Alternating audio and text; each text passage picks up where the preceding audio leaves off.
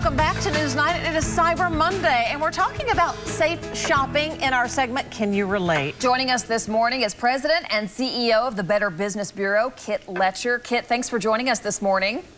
Thank you, ladies. Happy to be here. Good. So it's Cyber Monday. A lot of folks going online, doing some shopping. What is a way to make sure you're getting the most bang for your buck today of all days?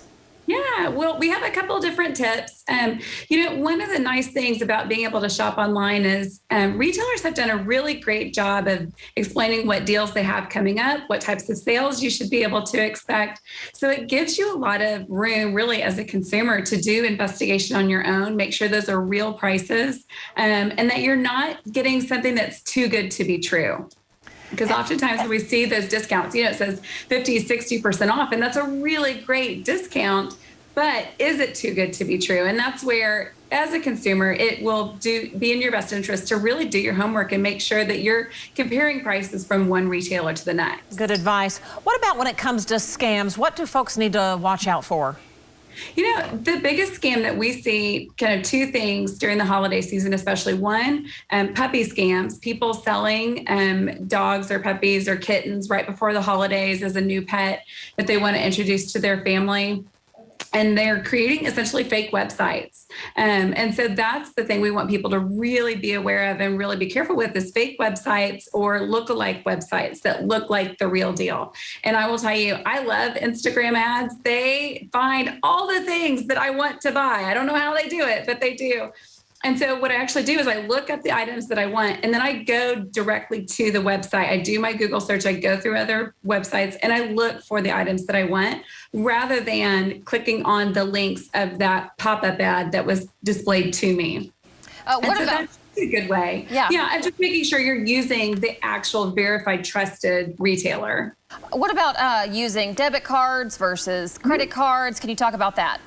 Yeah, absolutely. So using third-party vendors like PayPal, Venmo, ways that actually use your credit card information is a really great resource. Making sure you use a credit card versus a debit card where it's the actual cash coming out of your bank account. And I would say be really careful in using things like Cash App, where it's sending somebody cash in lieu of using that credit card, because with a credit card is the really one and only way you have a recourse of getting your money back if something doesn't go through.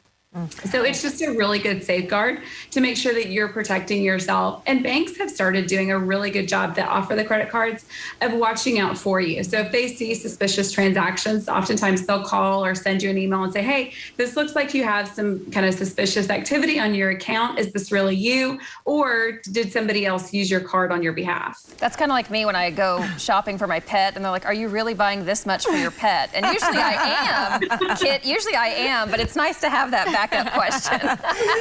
Yeah, it is. Kit, I was going to ask you too, just kind of with the supply chain stories that we're doing about there's such a lag in that, is there a way to verify your shipping and that it will arrive when you think it's supposed to arrive?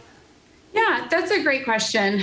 Because a lot of times whenever you purchase online, they'll allow you to track your packages so you can see how long it's taking to get to you. I think retailers are doing a good job of saying, there's delays on our shipping for this particular item. And so giving you a timeline of if you ordered 5 things, maybe 3 will be here this week and the other 2 will be next week. So retailers really are trying to keep up with that and do a good job of communicating. But I think also on the consumer end of it, doing the notifications to track your packages, making sure that you are in touch with your neighbors and saying, I have several packages that are coming to the house. If you receive them, would you please be on the lookout? Because, our delivery folks are doing the best that they can, and sometimes those packages find the wrong porch. So just being really mindful and also reading the fine print. So whenever you're purchasing things online, making sure that you read the fine print of when those items will be shipped, about how long those shipment will take, and then also the return and exchange policies. So understanding if I get this late, how long do I have to return the item if it's not what I expected, or the person I purchased it for doesn't really want that particular item. Great advice, Kit Letcher. Thank you so much. And obviously, for more information, just go to bbb.org. Kit, thanks for joining us. Thank you so much. Have a great day.